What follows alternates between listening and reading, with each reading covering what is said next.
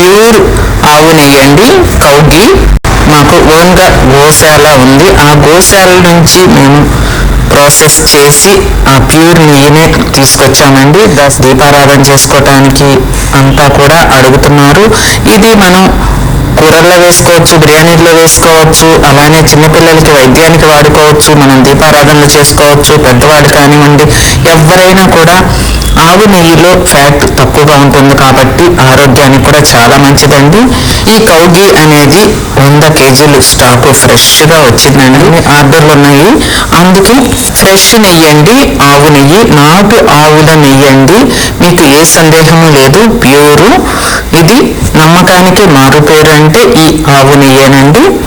Screen మీద ఉన్న నెంబర్కి వాట్సాప్లో హాయ్ పెడితే మా లిస్ట్ ఫార్వర్డ్ అవుతుంది, ఆర్డర్ చేసుకోవచ్చు.